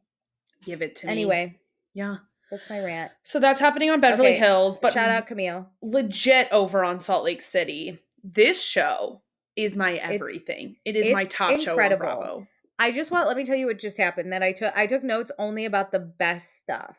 Okay. Are you up to date on No, that? That's okay. Okay, what was the last episode you watched though? So I saw Mary took a dance class in what looked like leather pants, which was so funny. I love Mary Cosby. With Angie K. I'm kind of a fan of Mary and Angie K. Obsessed with their friendship. I realized, I was watching this week's episode and Mary comes on the group trip a little bit late and like Angie hugs her and they're like so excited to see her. Mary needs somebody who's not just going to be so abrasive all the time. I think Angie could give her feedback now that they have this close relationship. Yeah. Mary's not going to hear it from people she doesn't care about or like. So I do really like Mary and I'm interested. I know her son has issues that she navigates throughout the show. I'm interested in seeing it because I know about it. I just want to see it play out. It is, I will say, a beautiful version of the story for something so tragic. I saw 2 Mormons again go into a salt cave, and if I had a nickel for every time I saw this, I would have 2 nickels. Which is weird. Their activities are so weird. Well, the Secret Lives of Mormon Wives, they went into a salt cave, and I was like, what the fuck is this? They did or I guess maybe it wasn't a salt cave last year on Salt Lake City, but I swear they have. Also done it prior too. So then maybe it's happened 3 times I've seen. It's weird that it's always in Utah. I don't know what happens in Utah and how much salt maybe it's because there's like nothing actually happening. Utah just is an ample amount of salt that they're like, well, it's not like they can really like go to bars and hang out because you can only like their like liquor is limited. So they're like, let's go to the salt bath.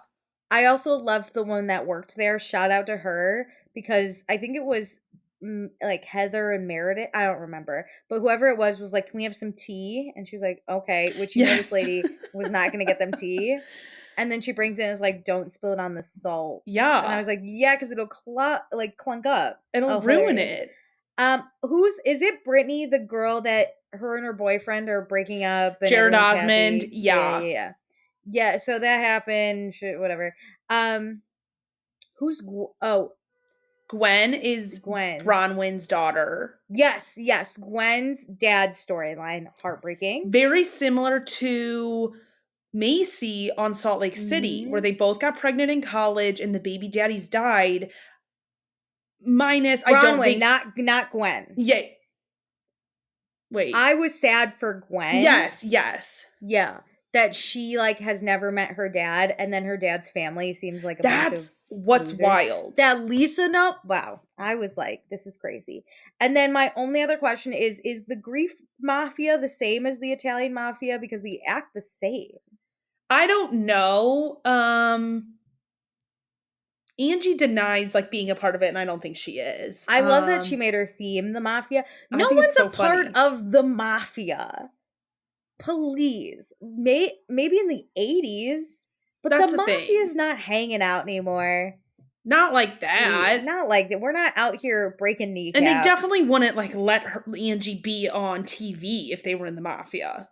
The mafia is crazy. No one's in the mafia. Calm down. I think it's so funny she made her her anniversary party that, and people are like, "That's so tacky." I think it's hilarious. I thought it was great. It was so funny. She was playing into it. She invited It's a good all the girls. theme. Meredith came, which we didn't see happening because she called her husband gay. Which, if it walks like a duck and quacks like a duck. But what do I know? Meredith also needs to own her shit. Meredith can't just like drop little pebbles and be like, "Oh, I did nothing here." It's annoying. Yeah. But I do really like Bronwyn. I love Lisa Barlow, and nothing can ever change. I think she's so out of touch, it's hilarious. Oh no. She's like out of touch in a bad way this week. Like it's hard to like swallow. Oh no, because right now she's just out of touch where she's Correct. like, Jackson, Columbia, is he eating peanut butter? And you're like, no, bitch. She's like, does Jack have his peanut butter and jellies? I normally am like, oh, I don't ever want to be friends with her. I just don't think she's a good friend, but she's very entertaining in her out of touchness, and it's so quirky and hilarious. This week they're in Mexico, and Bronwyn shares that Todd, like their relationship isn't perfect, which I never thought it was. But I understand that like when people are wealthier than you will like idolize them, and like Bronwyn hasn't. He's older than her, yeah, and like Bronwyn hasn't shared in this group, so there's just like the glamour of their marriage kind of for the ladies. And she was like, "You guys don't try to get to know me. Like my life is hard, and like so when I'm frustrated with friends, it's really hard because nobody gets to know me in this group, and I'm struggling like in my marriage a little bit." And she like spouts out a bunch of stuff all at once. Like he works away from her 5 days a week, you know, like it's just that's hard. And then she mentions like he cheated on her. And I'll say on Watch What Happens Live, she said it was like emotional cheating and it was like a miscommunication. That was weird, but we're going to sidestep that explanation. Okay. And a lot of the ladies are like, "Oh my God, I'm so sorry." And it's this huge bonding moment for a lot of them. Like, obviously when you trauma dump, you like get closer to people. And so like Heather is like she always gives great advice, you know? So she's like doing her advice thing. I love Heather, yeah. And Whitney's doing her, like, she can like sit there and like emotionally be with people. And so like she's Whitney's doing that on the other side. Whitney either makes it all about her and her growth and then tries to project that onto you, or she wasn't doing this. She wasn't doing this. I love that. So they're just like, a lot of them are just listening. And then Meredith and Lisa are like, "Well, don't you just kind of think you have like a wall up so you don't really like let him in? And like that's why he maybe like cheated on you." And Meredith and Lisa do it? Yes. Even Brittany, who like Bronwyn and Brittany do not, they are oil and water. Even Brittany's like, "I'm so sorry. I was not trying to come after you like this whole season. Like, dude, this is not what I wanted." If Mary Cosby's being nice too, Mary wasn't here yet. Mary wasn't here yet. But I was gonna say, because Mary, though I love her and I'm excited, I like when she's brought down to earth. She is also kind of on planet 10, where she doesn't know how to like emotionally connect with her. People. Social skills are a 0. Yeah. So I feel like how you know if you're acting inappropriate is if you are not in line with Mary. If Mary knows how to act better than you, you're bad. I will say by the time, because Mary comes like midway through this whole stuff, like because they're on a boat with the trauma dumping, and then it comes up later at dinner, and Mary's at dinner by that point. And even Mary's like, no, that sounds like she was like laying a lot out. Like she's like dealing with a lot. And maybe because of Mary's in her emotional situation with her son, she can like better handle this stuff right now. Okay. But they talk about it at dinner. And Angie is like, hey, Lisa, like I've known you for years, but I feel like I know Bronwyn better now. Like she just laid a lot out. And she was just saying like, hey, she just put all this out. Like be a little bit nicer to her. Yeah. And Lisa takes it like, I can't believe you would say that about me, Angie. You should know a lot about me. And she makes it about how much she has shared. And everybody's like, hey, we're talking about how like emotionally devastated Bronwyn is right now. Lisa Barlow, don't do this to me. Lisa starts sobbing at the dinner table, gets up and says she's going home. I was like, isn't she friends with Bronwyn? Aren't they supposed to be friends? Oh, yes. It started off because on the trip, like they like Bronwyn wasn't in Lisa's like villa. There's like 4 to a villa and there's 2 separate ones. And Bronwyn's like, hey, I thought I'd be in yours. Like you're the only person I actually really know here. And I feel like our friendship has been off. And Lisa's like, aren't you happy? Like you're just being really ungrateful for just like not being okay with where I put you. So they just were already off to a bad start. And it just was very cringe. Oh, Lisa Barlow, you disappoint me. I'm like, okay, this is like real life stuff. Like this is it. Can you imagine if Mary shared this stuff about her son and like that's how Lisa acted? Like this is not the moment to be like really self-centered and out of touch. Ooh, rough. Okay, well, where I am now, I love Lisa Barlow, but that will change probably. I'm very curious what's going to happen here because I think they air on Wednesdays. I believe I heard they're taking Christmas and New Year's Day off. Okay. And I counted it out because Summer House is starting and they will take their place. That we will have basically 5 more episodes, 2 regular, 3 reunions, I bet, whenever we come back from this like second Wednesday in January. This reunion's going to be good. Oh, yeah. I got to catch up for the reunion. Yeah, and they include the house husbands again. I actually really enjoy when the house husbands are involved. Bring on John. He is the driest piece of bread I've ever fucking seen. But he like defends Lisa, but like in his perfect way where he's like, I don't want to be involved in this and cause myself problems. But hey, Lisa's my wife. Can you just lay off? That he's a robot, this man. I don't know how Lisa Barlow is like, this is love of my life. Because she just gets to be her outrageous self. And John is there. Financially bankrolls it. She is the pizzazz and he's the stale bread. That she like smothers herself on. The stalest of all breads is this which man. Like her pizzazz is not a bad thing, but they clearly are opposites. Wow, I'm excited. Okay, I'll catch up. It was a lot. Did you watch Southern Charm? I watched last week's Southern Charm, yes, with Elf on the Shelf, JT. Was he on the shelf? He was sitting on like a countertop while they were doing the golf simulator.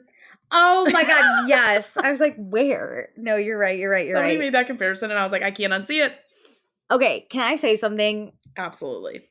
So I watched the episode and it's hilarious. Southern Charm is so weirdly funny, even though it's not that interesting, if that makes sense.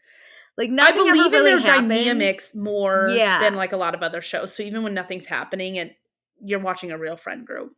Yeah, there's something weird about it where I'm not ever going to be like, everyone should watch. Well, like if someone said, I've never watched Bravo, what should I watch? I would never recommend Southern Charm as like the first show you jump into. I agree. Once you're a Bravo vet, turn on Southern Charm, get into it a little. However, there's something so entertaining about this group. However, I am going to come in with a hot take just because we've known Craig a long time. Yeah. We've known him a long time. He's now with Paige. He acts more sophisticated. He's a little better in his life. No. If I was Paige and I watched this episode of Southern Charm and I saw how badly my boyfriend lies, but like it's bad lying, I would get the ick. I would get Alicia, such an ick from this man. He was on Watch What Happens Live and said he has never lied.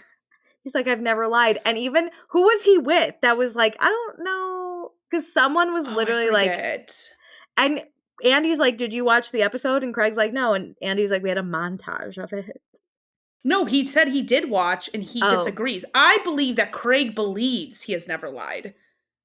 he's a little crazy. I have to really, him and his conspiracy theories, I thought were a little wacky. He sees it as like a loophole. Like I was lying by omission, and that doesn't count as a lie. But no, he said, I graduated law school. I sat for the bar. That's the one especially. That was actually the straight up lie. The other ones were a little more murky, that I understand where he sees that he didn't lie in some of the other stuff.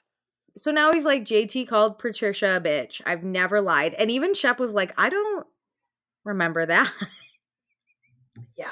This man would give me such an ick after this. I'd be like, if you're going to lie, at least lie well. I pointed that out, though, whenever we talked about the premiere episode, that like we watched that end scene and then we got the flash forward thing to their trip. I forget where they go, and that is the topic of discussion. And I never saw JT call Patricia a bitch. And so it either had to be cut out just to make it more dramatic, and they'll like flash forward it to at the end of the season, or like they didn't film it and it was something like off camera. But like, I feel like Craig would actually say that.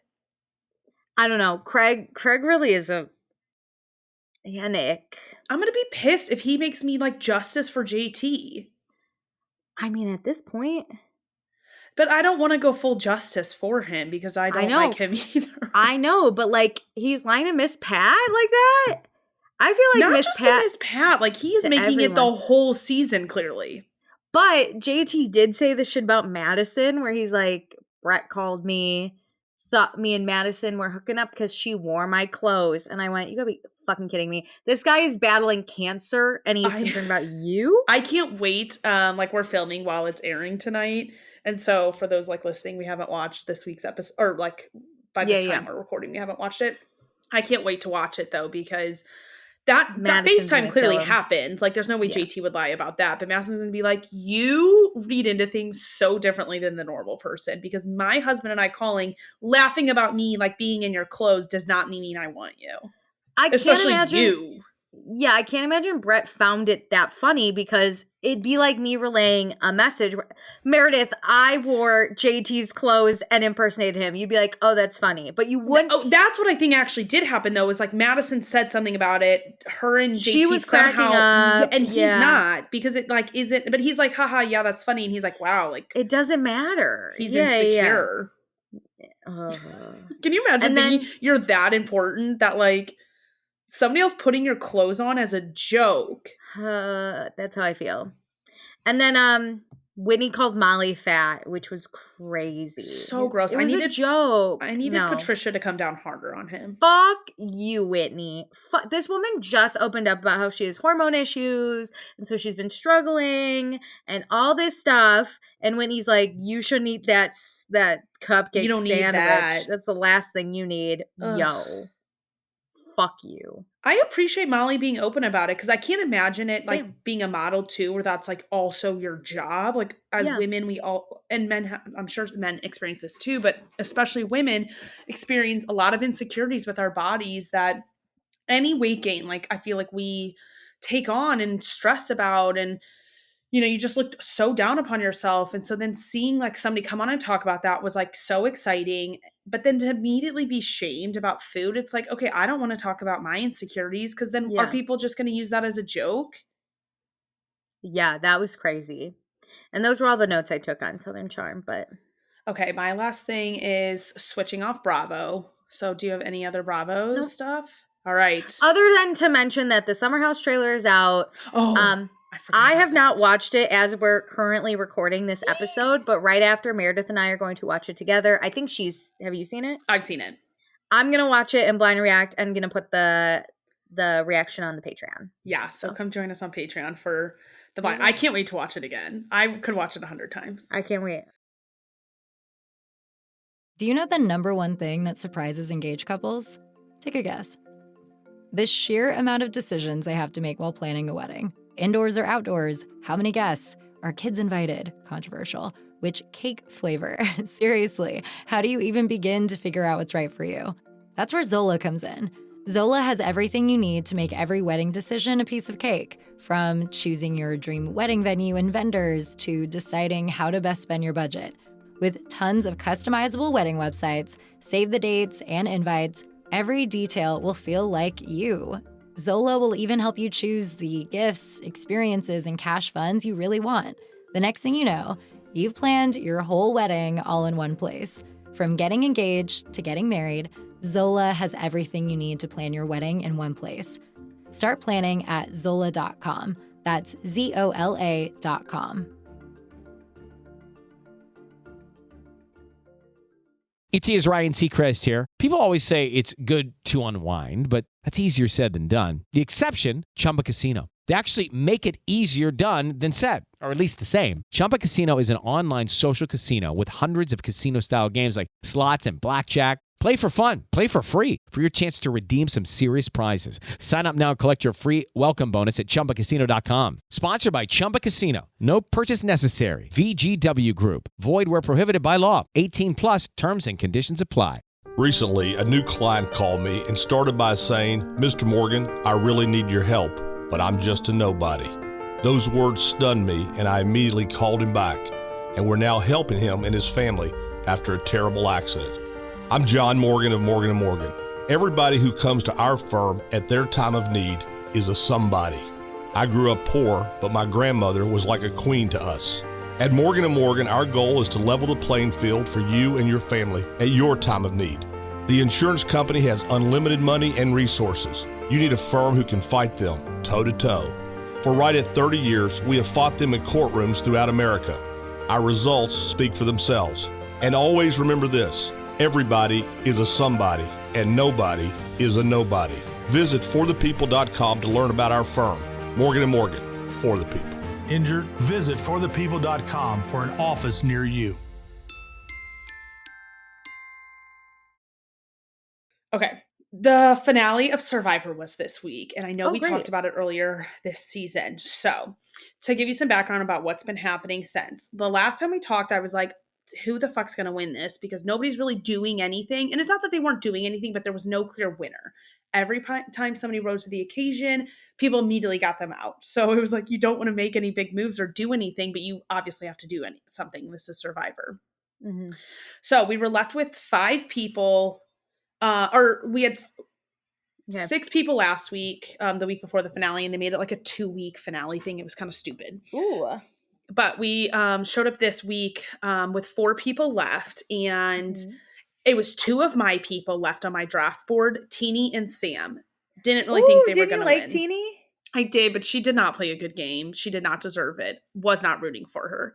Then we've got Sue. She's this 59-year-old mom who told everybody she was like 40. We don't know why. Is it this was the weird. one on your team? No, Sue is not on my team. I remember you talking about Sue though. Yeah, she like gave a weird also age. is like dirty, like to the most extremes. Like everybody's talking about it on social media. It's like she never goes into the water. Very weird. Ooh. And then Rachel. And Rachel's not on my team. I'm disappointed because she is quickly becoming the person to win. She, going into the last episode, had 3 individual immunity wins. And if she wins 4, she would be in a whole category of women who have like earned 4 in their time. And so there's like 4 people who had done it by that time. And like, will Rachel do it basically? Wait, really quick question. Who's the other one on your team? Teeny and who? Teeny and Sam. Sam. Sam's like this, like very much bro, like has the charisma, all this stuff. Right. Teeny hates Sam because he's like that guy. Good for Teeny. Yeah. It's a one-way like rivalry. So is it 3 women?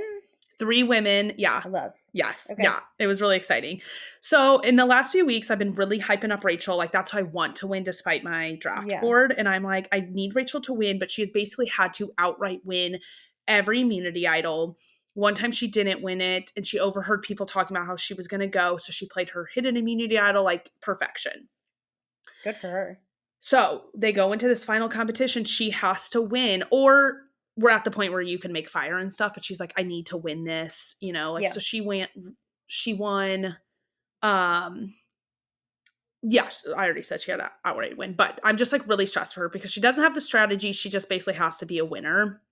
And so they get down to their like final 4 and they go into the competition. She wins it. But when she's doing the puzzle, she like puts the puzzle all together. It's one of those like weird puzzles that she's good at. One piece is like opposite how it should. It's like a bat upside down and the ear is opposite. So she's like, I'm done. And Jeff's like, you're not. And so she's like, Jeff. what's wrong with this? Because visually you don't really notice that something's wrong, but think like, we're the audience and they like zoom in on it. Us, yeah. She's like freaking out. And I'm like, I swear to God, if she loses this, I'll melt down. And so Rachel wins. Sam was in like second place, basically like right on her ass, gonna like so win. she found the ear. She found the ear. She swapped it. She's good. And now she gets to pick who is going to be like the final fire making and who she's going to take. And we were like, Sam cannot win. Sam is like kind of the second choice. Like if Rachel wasn't in the final, Sam, I think, would win. And so like, you got to get Sam out. He's like your closest competitor. Sue did nothing. Teeny did nothing. Like, because you're also convincing the other players. Correct. And like, you Sam could have a bitter jury. Sam has more allies, I would say, like on the jury that I thought were like shoo-ins. So like the more the episode was going on, I'm like, fuck, you got to get Sam out. Like he actually does have a pretty decent story, because I watched with two of my friends I do the draft with, and we're like, wait a minute, we forgot about this with Sam, and like he did really well at the like early merge. Like he has a story he can build, and he's that guy, you know, like he could tell a story. Is she going to do the thing where she's like, well, I want to take Sam because he played a good game? No. Don't you thank worry. God, Rachel. And so Rachel, they're all like sitting in the ocean, like cleaning off. And Rachel's like, Teeny and Sam, you will be making fire. Like I've already made my decision, like good practice. Her, yeah. And Sam's Bring like, dirty Sue. Dirty Sue. Well, Sue's better at fire, which is the craziest thing. So it's like, you kind of should have put Sue in to like beat Sam, but whatever. Sam's like, oh, I've got this. This will be great. And Teeny's like, I fucking hate you and your little confidence. Stop being so arrogant. And he's like, it's not arrogant. I'm just being myself. And Teeny hates Sam. It is so funny because he's that guy. So they go and separate and like work on their fire. And Rachel is coaching Teeny through this. And then we see Sam in his confessional say, in 24 days, I've made fire once. I'm not good at this. I don't know what I'm doing. I'm freaking out. And you're like, oh my God, this is so great. He's going to crumble. And then he has this like hype up talk where then he like goes and makes fire again, and he does a pretty good job. And we go into the final tribal council, and it's like, all right, Teeny and Sam, here we go. And Teeny crushes it. She's adding that fire, and it's like, fuck you, Sam. And then the wind comes in, and it literally is blowing Teeny's fire sideways and won't burn the rope. For anybody who doesn't watch Survivor, you have to like build a fire. And there's a little rope, and it has to burn through the rope to let this flag off. What about Sam's fire? Which way's the wind going? He hasn't even started a fire, so it's not affecting him. But she just keeps building this thing higher and higher, trying to like get it to go up, but it just keeps going sideways. But it's like not a concern. Sam doesn't have a fire, but it's still like, and everybody's like, just keep building up, just keep building up. And so then Sam finally gets his fire started, and he's like building it slowly, still nothing. Like Teeny's is roaring, Alicia. It is literally so massive. Won't hit the rope? It's like kind of hitting it. So there's like a little specks of like ambers like on the rope, and you're like, oh, she's got it. It's fine. I'm not joking, Alicia. Fire is only the wind is only affecting hers. And so it's like literally going sideways. Sam builds us up, and now it's like they have somewhat equal fires. And Teeny's like, I don't even know what to do right now. Can she stand in front of the wind? Stand in front of the wind. That's what I was screaming at the TV. Like, stand up, try to block this wind, or like use a stick to like drag it back a little bit. Because it was just, if this is the rope, this is like where it was going. Yeah. So no. Stand in front of the wind. Grab the fire, start blowing the other direction. Literally anything. I would be on the other side fighting the wind. You can't build this more. There was no more like up to go. And so like Sam's is just like slowly creeping up and like licking against. How is it not affecting Sam? I don't know. Were they next to each other? Or were they across? Yes, but I think there was like technically. She was blocking the wind from him. Oh, I didn't even think her about fire that. was kind of blocking it a little. And there was like clearly an opening or a walkway. Like behind them, there was like clearly a pillar, more so behind Sam. So that was probably helping block some wind. And I was like, wow, I wonder if you get to select where you sit, because I would take this as a note for any future people. Yeah. But Sam's burns through and he wins the fire making competition. And it is just like everybody's jaws like, what the fuck just happened? No. It was so sad. And now I was getting very concerned for Rachel, because I'm like, I'm starting to realize Sam has a story, and this adds to it. Like, that was epic. Oh no. So they go home for the night. Teeny obviously goes home or like to the jury, and then they come back for. Teeny's not going to vote for Sam though. So +1 for Rachel there. At least.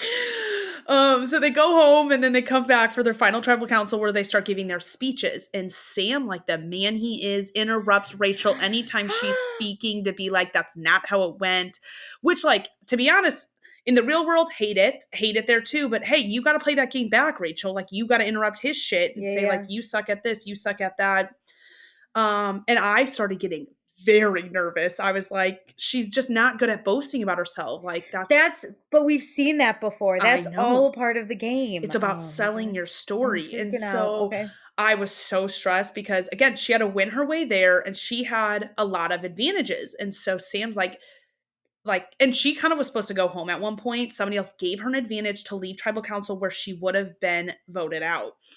And like Sam's basically saying like, you're only here because of luck. You know, I actually had power in this game and I got people to do what I wanted and I was not a threat. And that's like basically what his whole speech was. Hers was like owning why, you know, when she got the advantages and used them like mattered. And like there was strategy in that, even if she didn't have power over people. Yeah. But I was like, fuck, I'm nervous now. I'm like counting the votes that I think has locked in. Like we said, Teeny is probably with Rachel. She hates Sam so much. +1. But Sam's like number one ally was the first person on the jury. Are we not concerned about Sue? Oh, Sue, people forget she's there. Like she's not even answering questions to the point where one of Sue's closest allies like, oh, we should give Sue an opportunity to answer this. Like, don't waste it. I actually forgot she was there. So thank you for reminding me. Okay. Had to just check. Okay. Absolutely. So like I'm going through my mind counting all these people, like who's going to vote for Sam, who's going to vote for Rachel, like what game do you respect more? Because Sam did have like social power. Rachel had competition power. She won the fourth one. She is one of 5 women who has won 4 immunity necklaces ever in Survivor. Yeah. Like new and old era. Good for her, yeah. So it's like you got a history book thing, but you know, what does a Survivor winner need to do to win? And so they're both telling vastly different stories. So they go to the voting booth and, you know, we see two votes. One is for Sam, this guy Kyle. And I was like, I did not think he was going to be a Sam vote. I was like, because Kyle was the competition beast before he left, and then Rachel basically took over. And I was like, I really would have thought he would have respected the competitions. Okay. And then we see a vote for Rachel, which I thought she had. And so we go to read them, and I was like, I think it's going to be like 5-4. I didn't think Sam. Did Jeff do the thing where it was like 1 vote Rachel, 1 vote Sam? So it goes 1 vote Rachel, 1 vote Sam, 1 vote Rachel. The rest are Rachel. Sam only got that 1 vote. Shut the fuck up. Yeah. Sue got nothing, obviously. 1 vote Sue. I was stressed. Shit. They really edited to make me at least believe that he had more of a chance there. Holy shit. Good for Rachel. My God. In her closing speech, she talked about how in her personal life, it's really hard for her to own like her successes. And I think that is what closed it for the jury to be like, you struggle with this, but you did have these successes. Even if you're not doing this amazing job at selling it, that doesn't mean they don't exist. Yeah.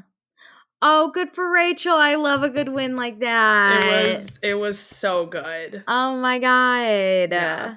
And that was riveting. That was amazing. I'm glad you enjoyed that. I've been stressed for weeks. It got good in the end, thank God. But they always do that though. They're always like, it's gonna be so close, and you're like, God damn it, Jeff. I know. Well, speaking about Jeff really quick, I was talking to my friend about this last night that this might be a hot take. I need Jeff to retire at season 50, which is here in a little over a year, because they can't have it be like, what was that show? We always watched it as kids when we were like sick at home, and you like spun the wheel. The Price is Right? Price is Right, and what's his name? Who was the host of that? Nope, not Alec Trebek. Bob Barker. Bob Barker, that was it. I don't want Survivor to become The Price is Right and Bob Barker, where like you hold on to this one host forever that when he leaves, it is such a detriment to the show. Yeah.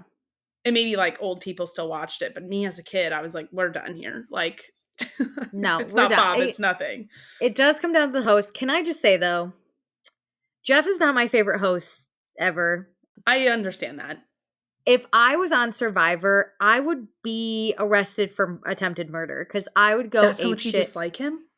In the sense that I'm starving and I have to do these stupid challenges for rice. That's not his like nope, fault. But Jeff the whole time is like, and Alicia's back at the starting line. Yeah. Ooh, Alicia better figure. I'd be like, shut the fuck up, Jeff. But I don't know how much they hear that.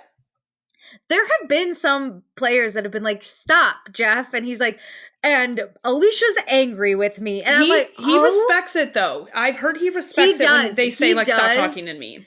But he does mention, he's like, oh, I'm being told to stop by Alicia. I'd be like, oh my God, and that's it for me. And attempted murder happens because I'm hungry. I get that. I'm tired. I thought you were going to say dirty. He doesn't ask like the hard-hitting questions or isn't mean enough. And I was going to say they're starving and dirty. Leave them alone. No. It's the competition. It would be that even when it's not like a lot, even, those, the endurance ones where you like hold something, you're balancing on something, and you have to like really focus. When he is like, Alicia just wobbled, I could literally fight this man. Shut up and let me focus. Because even if he's not talking about me, I'm thinking about Jeff talking. Oh, we see a Meredith wobble. Don't call. Ugh.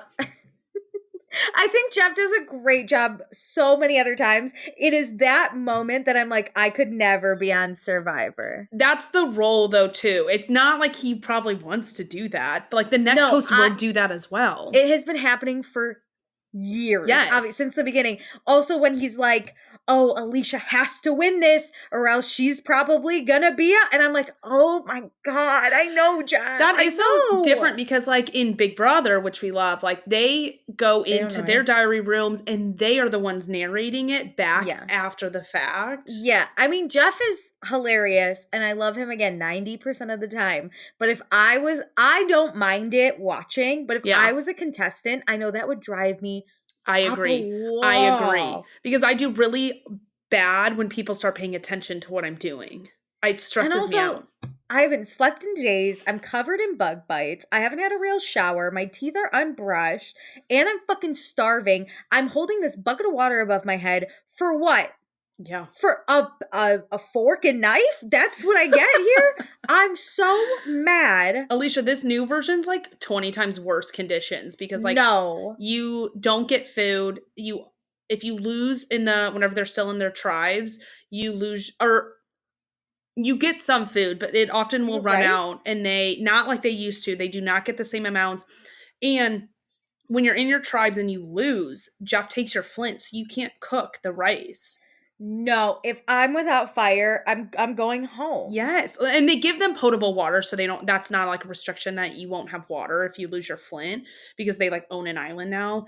But there's no unlimited rice anymore? I feel like before it was like they don't get massive bags of rice anymore. And because they've been doing this like new era on the island of Fiji that they bought, it's picked over. And so like the natural food on the island is just like not there either. And like, so the conditions are slowly getting worse for these people the later and later. Like you can tell it's the same beaches. And there was a guy who had like a medical emergency on like episode 1, was removed from the game and came back the next season.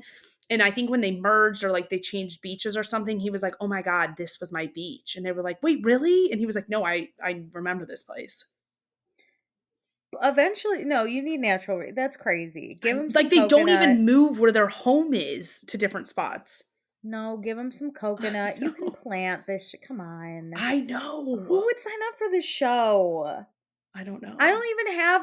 Do they at least, is the fish supply still okay? But you can't have raw fish, so you don't flip. It has gone down because they're being twice hunted. a year. People like are scouring it for any food because they're starving. And the problem is it's the bay that they're living in, like it's not that the fish supply around Fiji is changing. It's that the fish know not to come there.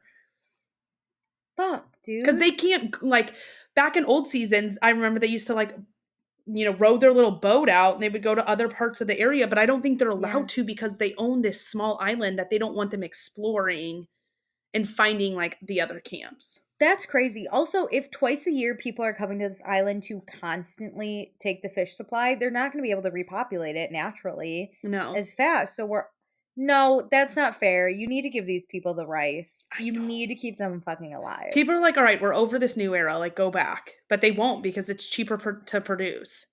I get it, but I liked when they would like go to a different spot and I'd be like, same. Ooh. I just feel like I got to learn about the world too. The first season was like in a valley somewhere and there was just like a lake or something. No, and that was a different one. They were on an ocean. They did an Africa season. That was like I think season 3. That was maybe a wild one because there was like wildlife all around. They did an Australia one, the Outback. Yes, they almost like died. They killed a pig on that season. I remember someone getting burned and he's like, I choose to stay because I was like, no, go home. But no, they switched it up because it's different conditions too, which was also fun because it might be like, okay, we're going to Fiji, but then you put me in Africa. That's fucking different. And like, what are we doing? The tropical, it's all different. Oh no, Survivor. Go 50th. Let's go somewhere new. 50th, they're doing All Stars, which will be next spring, I believe. No, don't even sign up for this show. You're going to die. I thought we were all dying in season 1 on this show, but especially now, we're all going to die on this island, it sounds like. It's wild. And their reunion special is like they figure out the winner and immediately just the jury and the people who were in the finale, they immediately do like a reunion and they talk about the season. So the like first few players don't get to be a part of it. It's kind of sad, which I get it, like a studio audience and like it's a whole production. Yeah. And like finding out who the winner is months later. That is a lot, yeah, they still do that, right? No, you have to wait. They immediately find out. Oh, I don't like that. So like Rachel and Sam gave their little speeches. They go to vote. Jeff immediately pulls the votes. They read them. And then they find out the winner. And Jeff goes, all right, like time for the reunion. And like production people, you see them scurry about like changing things, bringing out a big banner, putting more seats in front of like the actual tribal section. Oh, they immediately do the reunion? Immediately do the reunion. And it's just the jury, just the people in the finals. No, I loved when it would be like, I have the votes. Let's go to California. Yes. And then they'd all fly and you wouldn't know who had won. And then the family could also they were all be clean there. And they all looked a little different. Like you got to see them like 6 months later.